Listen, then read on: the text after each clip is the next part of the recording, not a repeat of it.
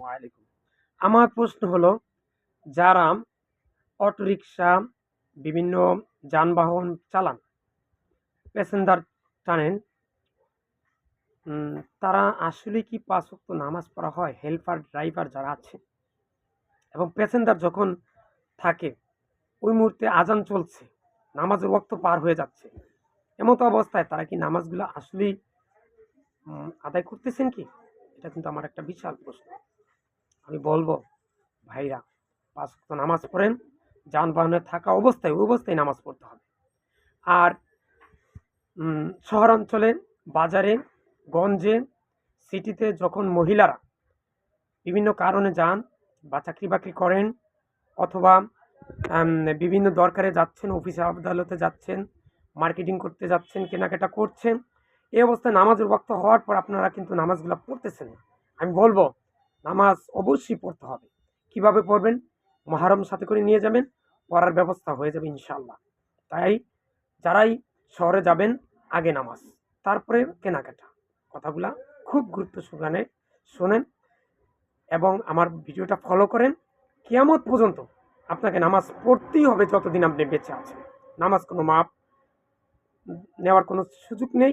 আল্লাহ পাক নামাজ কায়েম করার জন্য বলছেন, এজন্য নামাজ কায়েম করতেই হবে। ৫ ওয়াক্ত নামাজ পড়ুন, সন্তানকে মাদ্রাসা পড়ান, তাকে কোরআনের আলেম, হাফেজ, মাওলানা, মুফতি, মুহাদ্দিস, মাওলানা বানানোর জন্য চেষ্টা করুন। ইয়া আল্লাহ, আমি সহ পৃথিবীর সকল মুসলিম উম্মাহকে তুমি শিরক, বেদাত, কুফরি মুক্ত রেখে মৃত্যুর সময় লা ইলাহা ইল্লাল্লাহ পড়ে যেন মৃত্যুবরণ করতে পারি, সেই তৌফিক দান করুন। ইয়া আল্লাহ, আমি সহ সবাইকে তুমি জান্নাতে দান করুন, শাস্তিবিহীন জান্নাত দিও। আগে জাহান্নামে নিয়ে তারপরে জান্নাতে দিও, এরকম কাজ করেও না গো আল্লাহ।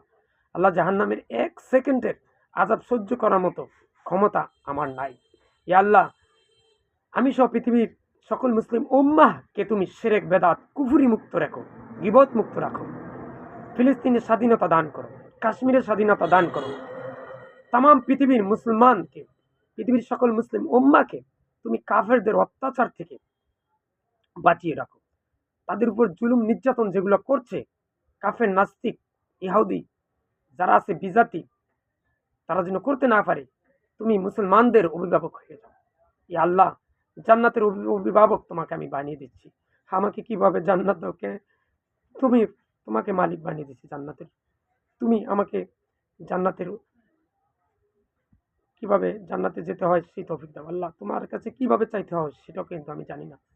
ইয়া মুকাল্লিবাল কুলুব সাব্বিত কলবি আলা দীনিক, আল্লাহুম্মা মুসাররিফাল কুলুব সাররিফ কুলুবানা আলা তাআতিক, আল্লাহুম্মা আন্নি আলা যিকরিকা ওয়া শুকরিকা ওয়া হুসনি ইবাদাতিক, আল্লাহুম্মা ইন্নী আউযু বিকা আন উশরিকা বিকা ওয়া আন্নী আ'লামু ওয়া আস্তাগফিরুকা লিমা লা আ'লাম। যারা আমার ভিডিওটা দেখছেন, ভিডিওতে কথা বলে কোরআন এবং সহিহ হাদিসের আলোকে হলে আপনারা অবশ্যই মানবেন, আর যদি না হয় তাহলে দেয়ালে ছুঁড়ে ফেলে দিবেন। ৫ ওয়াক্ত নামাজ পড়বেন, সন্তানকে নামাজের জন্য উৎসাহিত করবেন।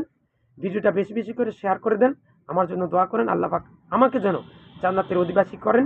আপনি সহ আমি সকলকে যেন জান্নাতের মালিক বানিয়ে দেন। আমিন। আসসালামু আলাইকুম।